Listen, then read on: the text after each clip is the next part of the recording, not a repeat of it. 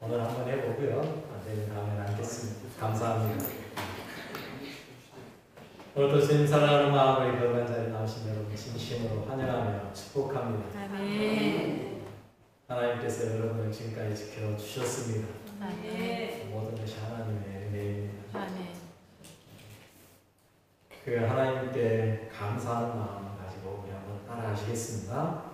하나님 사랑합니다. 하나님 사랑합니다. 예수님 감사합니다. 예수님 감사합니다. 성령님 임재하소서. 성령님 임재하소서. 예수님의 이름으로 기도드립니다. 아멘. 여러분들이 더 잘 아시겠지만 우리나라는 1970년대까지만 해도 지지도 못 사는 최빈국 중에 하나였습니다. 필리핀, 북한보다 더 경제사정이 안 좋았죠. 그걸 극복하고자 잘 살아보기 위해서 기독교를 중심으로 열심히 했던 운동 중에 하나가 새마을운동이었습니다. 여러분, 새마을운동은요, 국가에서 먼저 시작한 게 아니고 우리 기독교가 먼저 시작을 했고요. 그거를 국가에서 차용해 가서 전국으로 확산시킨 겁니다. 대통령의 업적이 아니고요. 우리 기독교가 이룬 업적이에요. 그러나 세상에서 우리 기독교가 그런 거 안 알려줘도 괜찮습니다. 대통령 업적으로 그냥 남겨줘도 상관없습니다. 우리가 그것 중요하다고 얘기하는 거 아닙니다. 덕분에 대한민국은 지금 세계 10대 강국 중에 하나가 되었다고 이야기를 합니다. 한강의 기적이라고 말하지만 사실은 한강의 기적이 아니고요. 하나님의 큰 은혜였음을 믿으시길 바라겠습니다. 여러분, 그런데요, 그것이 하나님의 은혜가 아니라 대통령의 업적으로 뺏기다 보니까 문제는요, 우리나라 경제는 발전했는지 모르지만 지금은 사실 그때보다 더 힘든 시대가 되어져 버렸습니다. 여러분, 경제는 발전했는지 모르지만 살기는 더 힘들고 어려운 시대가 됐습니다. 한번 생각해 보세요. 70년대, 80년대만 해도요, 아버지 혼자 벌어서 얼마든지 자녀들 교육까지 다 시켰어요. 지금은요, 맞벌이 해도 애들 교육시키기가 힘들어요. 오히려 맞벌이 해도 겨우겨우 살고 있다는 소리를 하는 그런 시대가 되어버렸어요. 더 좋아진 건가요, 그게? 아니요. 여러분, 하나님의 뜻에 어긋나기 시작하면서요, 문제가 된 거예요. 하나님의 뜻은 생육하고 번성하라였습니다. 그런데 인위적으로 둘만 낳아 잘 기르자로 외치기 시작하면서 대한민국은 어떻게 됐습니까? 발전 좋은 거 아니에요. 번영이 좋은 것만 아닙니다. 번영이 복이 아닙니다. 하나님의 뜻을 어기는 발전은요, 저주일 뿐이에요. 여러분, 마지막 때가 되어가고 있습니다. 하나님의 뜻은 계속 뒷전으로 밀려고만 있습니다. 이 안타까운 시대에 여러분, 정신 바짝 차리시길 바라겠습니다. 깨어 있으시오. 그러지 않으면 우리도요, 세상 논리에 넘어갈 수밖에 없어요. 그런 의미에서 우리 옆사람하고 인사하겠습니다. 주님 곧 오십니다. 주님 곧 오십니다. 정신 바짝 차립시다. 정신 바짝 차립시다. 정말 정신 차리셔야 돼요. 여러분, 우리는요, 경제가 발전하면 나라가 좋아질 거라고 생각해요. 많은 사람들이요, 경제가 좋아지면 잘 살아질 거라고 이야기해요. 그러나 여러분, 경제가 발달한다고 좋은 나라가 됩니까? 아니요. 잘못 생각하고 있는 겁니다. 경제가 발전할수록요, 반대로요, 마음 한패해서 가는 겁니다. 여러분, 뭐가 더 중요합니까? 외적으로 보이는 거 잘 사는 것, 이게 더 중요합니까? 화려한 옷 입고, 뭐 누구 말도 무슨 똥 가방 들고 다녀야 행복해지는 겁니까? 아니라는 겁니다. 우리 마음에 평안함이 있고 우리 마음이 행복해야 되지 않겠어요? 그게 진짜 행복이죠. 그런데 우리는 언제부턴가 돈의 노예가 되어져 가고 있다는 거예요. 돈을 벌기 위해서는 물불 가리지 않는 시대가 되어져 버렸어요. 지금 부동산 대책 뭐 내놓고 있는데요. 글쎄요, 이 부동산 대책 제가 볼 때는 막 길어야 6개월 갈걸요. 아파트별로 하는 말이 뭐라고 나오는지 아세요? 자기들 게시판에다 그렇게 올린대요. 얼마 이하로는 팔지 맙시다. 우리 아파트값 올려야 됩니다. 왜 하나만 하고 들은 거 없어요? 자기 아파트값 올리면 다른 아파트값도 오른다는 거 생각해야죠.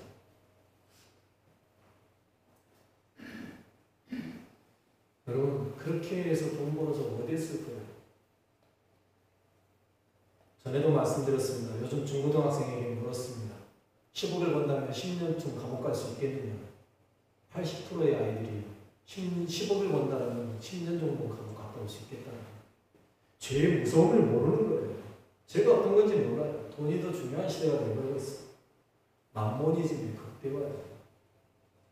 여러분 죄를 두려워해야 합니다. 죄보다 무서운 게 어디 있어요? 그러다 보니 돈이면 다 된다고 생각하다 보니까 이제 그 돈 가지고 뭐 해요? 죄송하지만 음란으로 빠져요.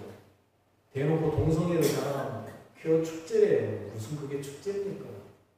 전 세계에다가 부끄러운 거 다 드러내놓고 전국에 동성애를 조장하는 짓이 벌어지고 있어요. 지난주에 인천에서 동성애 축제한다고 했다가요.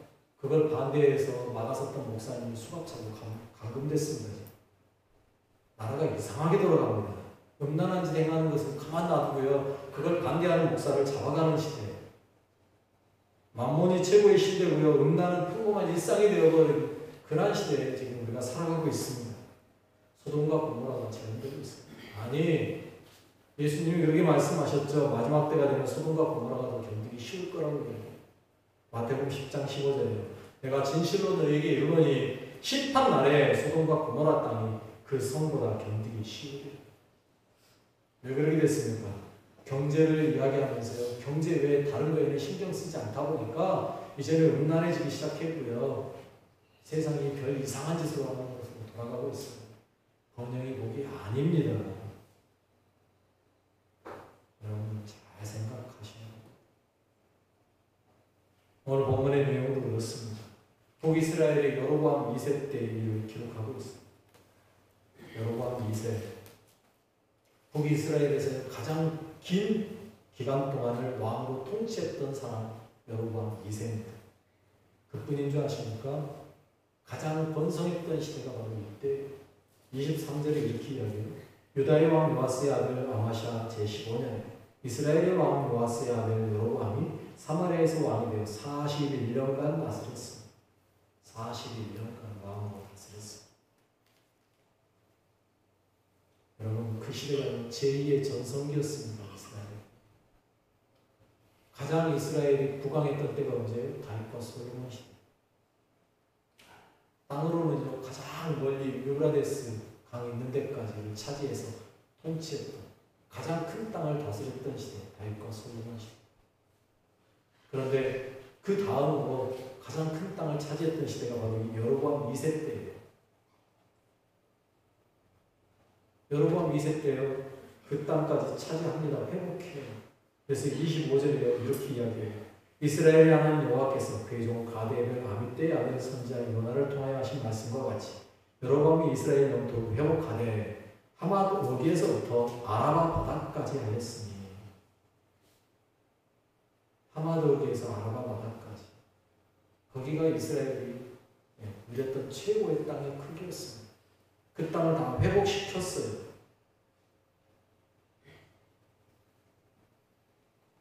어떻게 그게 가능했겠느냐라면 어떤 학자는 그렇게 이야기해요. 그 당시 활동했던 유명한 선지자 요나 오늘 본문에도 나왔잖아요. 아미떼의 아들 선지자 요나. 그 요나가요 어떻게 했습니까? 아수르의 수도 니느웨에 가서 회개를 선포했잖아요. 그러자 아수르가 어떻게 했습니까? 회개하기 시작합니다.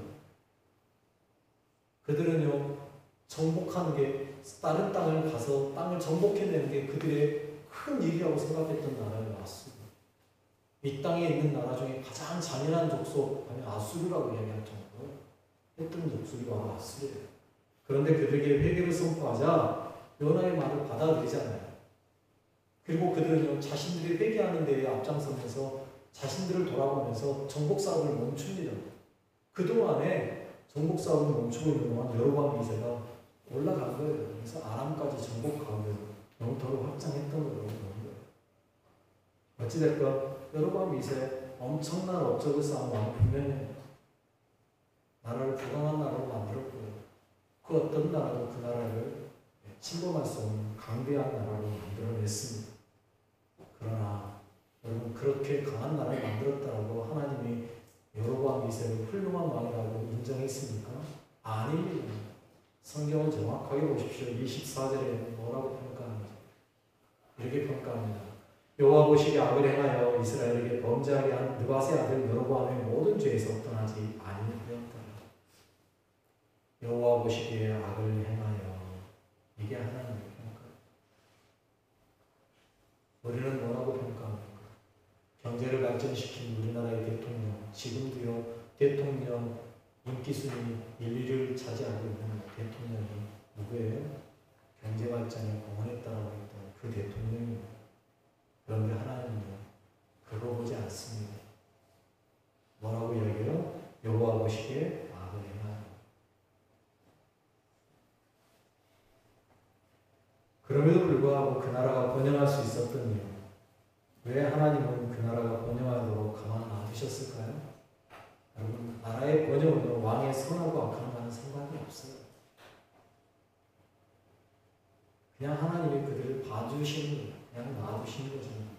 그래서 27절을 보면 뭐라고 이야기합니까? 이렇게 이야기하고 있습니다. 여호와께서 또 이스라엘의 이름을 천하에서 없이 하겠다고도 아니하였으므로 요아스의 아들 여로보암의 손으로 구원하시니, 아직은 때가 되지 않았기 때문에 하나님께서 여로보암의 손으로 구원해 주셨다라고 이야기하고 있습니다. 때가 되지 않은 거예요. 때가 되지 않았기 때문에 하나님은 그냥 지켜보고 계시는 거예요. 나라가 선하게 아름답게 움직이기 때문에 하나님은 그 나라를 번영하도록 놔두신 게 아니라, 아직은 때가 되지 않았기 때문에 하나님은 지켜보고 계신다라는 거예요. 여러분, 대한민국이, 아니 비단 이 세계가 경제해가면서 열심히 발전을 위해서 달려가고 있을 때 하나님이 대한민국이 선에서 그냥 놔두신 게 아니고요. 뭐 때문에요? 아직 때가 되지 않았기 때문에 지켜보고 계시는 거예요. 대한민국에 죄가 없어서 대한민국이 잘 돼가고 있기 때문에 놔두는 게 아니라는 거예요. 때가 되지 않았기 때문인 거예요. 분명히 아셔야 돼요. 아직 심판의 때가 아닌 겁니다. 그러나 그 때가 되면요, 하나님은 분명히 심판하실 겁니다. 우리가 얼마나 잘 먹고 잘 살았느냐로 평가하지 않습니다. 하나님은 뭘로 평가해요? 하나님의 말씀대로, 하나님의 뜻대로 믿고 섬기며 살았느냐, 이걸로 평가합니다. 여러분, 아직 우리에겐 남았어요. 뭐가 남았어요? 회개할 시간이 남아있어요. 아직 때가 있어요. 이때 하나님을 더 찾으시고요, 이때 하나님을 더 붙잡으셔야 되는 겁니다. 아직 회개할 기회를 주셨을 때 해야 돼요. 이때를 놓치면 그 다음에는 기회가 없어요. 방법이 없다. 아직 때가 아니에요. 천만다행히도 우리에게는 아직 기회가 있는 거예요. 회개할 수 있는 기회. 이 세상 것 찾을 기회가 있는 게 아니고요, 하나님을 찾을 기회가 아직 남아 있는 거예요.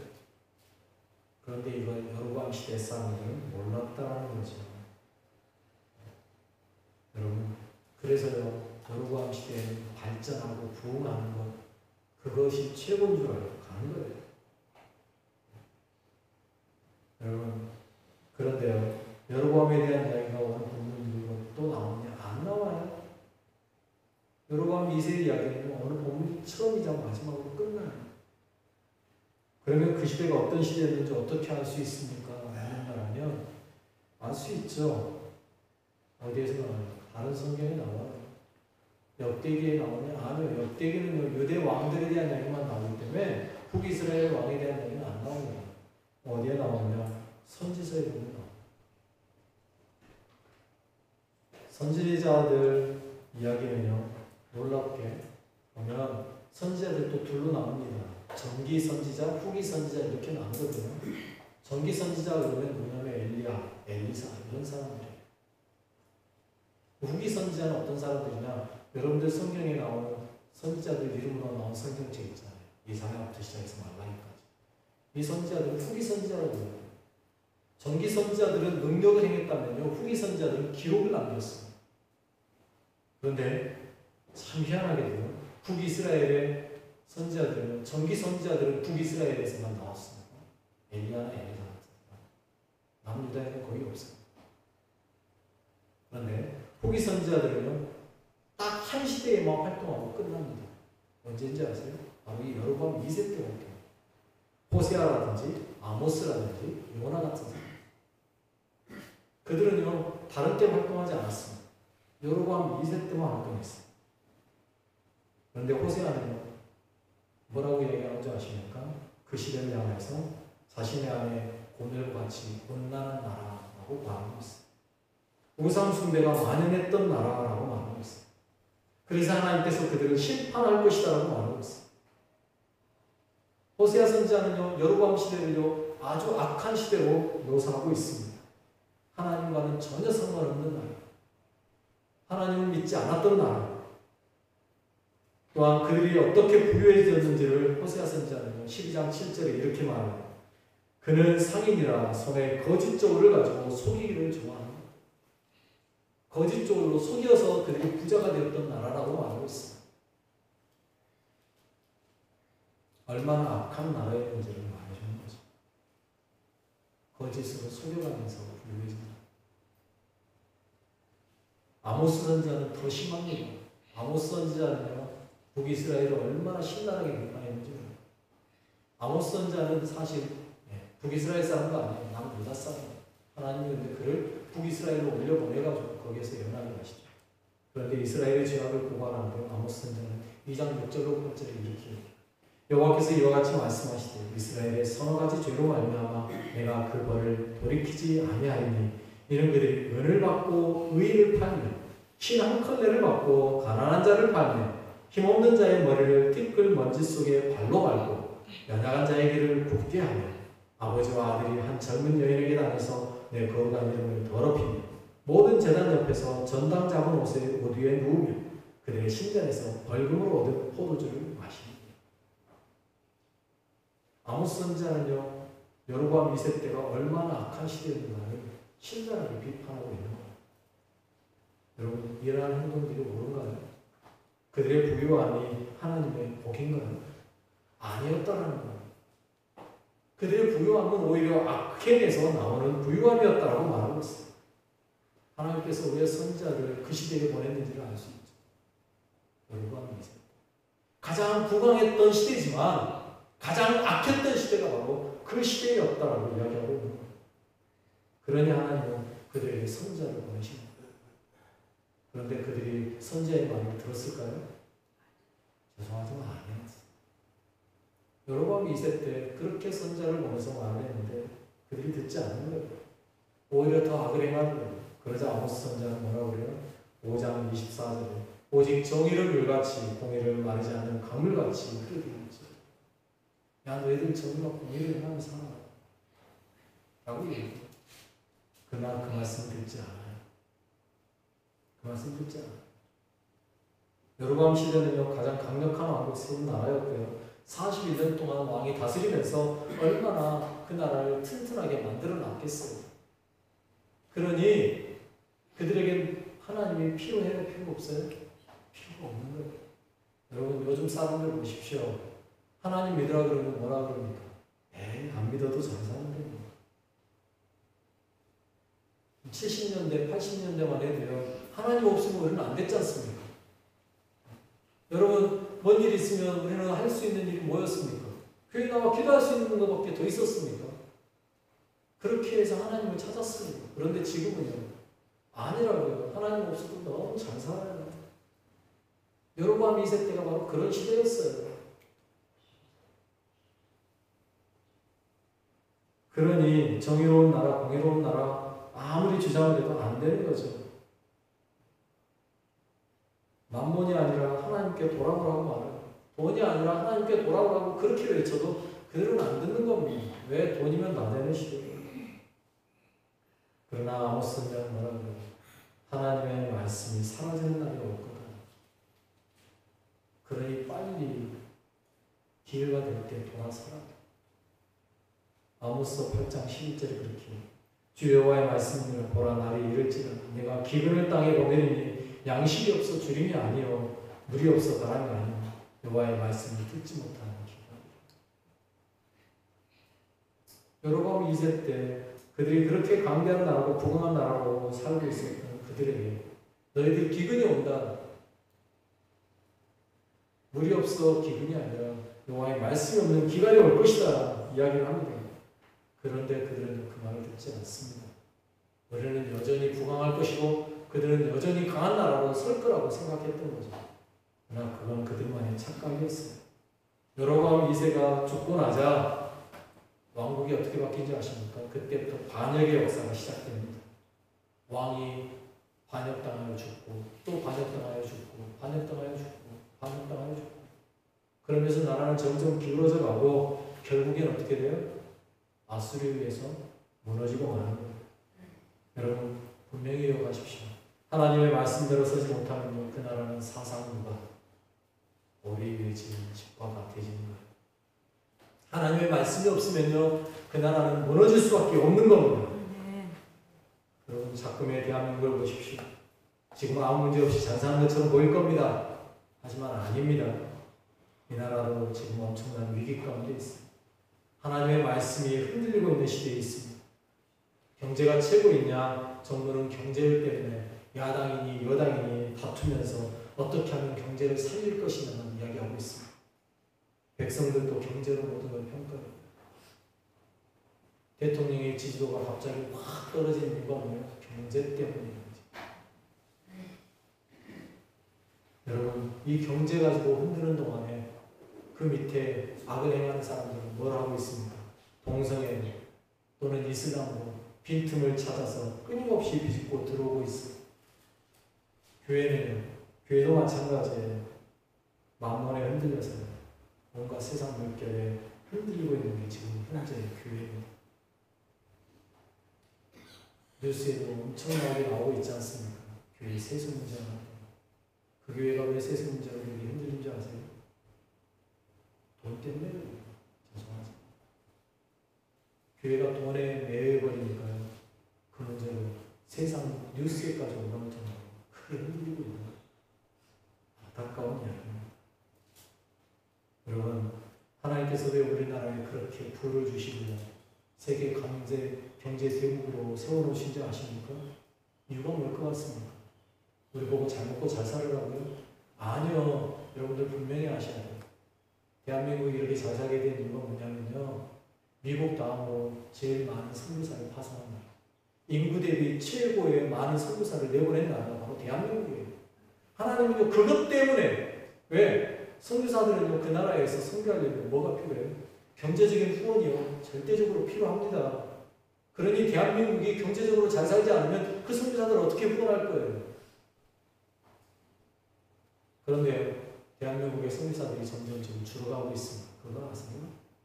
그 말은요, 대한민국의 경제도 이제 얼마 남지 않았다는 거예요. 왜? 하나님이 볼을 부어줄 이유가 없어지는 거예요. 정신 차리셔야 됩니다. 여러분, 지금 상황을 한번 잘 봐보세요. 세계 각국이요 어떻게 돌아가고 있습니까? 대한민국은 유례없는 40도의 온도에 올라간 해가 되어버렸어요. 그러는 동안 전 세계는요, 각종 홍수와 물난리, 그리고 우리나라처럼 더위에 얼마나 많은 나라가 올해 고생을 했는지 아세요? 서체의 기후와 지진과 홍수가 이 지구를 변화시켜 가고 있습니다. 벌써부터 뉴스는요, 올 겨울은 최고의 혹한이 될 거라는 이야기를 하고 있습니다. 왜 날씨가 이렇게 갑작스럽게 많이 변화될까요? 마지막 때가 되었어요. 주님 오신 날이 이제 얼마 남지 않았어요. 어제 뉴스 보셨나요? 미국에 1m의 폭우가 내렸어요. 여러분 말이 쉽지 폭우가 1m를 내렸다는 이야기는 이거는 그 사람들 현지에 있는 사람들 표현으로 노아의 홍수를 못 나갔다고 얘기합니다. 얼마나 비가 내렸는지. 여러분 얼마 남지 않은 겁니다. 전쟁과 핍박은 더 심해져갑니다. 마지막 때가 던져가고 있습니다. 이 시대에 우리가 정말 추구하고 따라야 될 게 무엇인지 다시 한번 깊이 생각하십시오. 정신 차리고 깨어나십시오. 아멘. 물질이 아닙니다. 하나님입니다. 물질로 사는 게 아닙니다. 하나님의 은혜로 사는 겁니다. 아멘. 정신 차리지 않으면 우리도 언젠가 거기에 휩쓸려 만물에 넘어가고 말 겁니다. 세상의 부유함을 찾지 마시고 여러분의 영혼의 부유함을 찾아가시길 바라겠습니다. 아멘. 마지막으로 한 목사님의 또 정말 신랄하게 던진 독한 말 한마디 여러분들에게 전해드리겠습니다. 우리가 추구하는 바가 다른 종교와 똑같다면 우리가 예수님을 믿어야 할 이유가 어디 있는가? 복에 환장한 이 기독교인들은 너희 구주는 십자가에 죽으셨는데 너희는 어찌 십자가 앞에서 구주가 버린 것을 달라고 강구하고 깊이 새겨야 됩니다.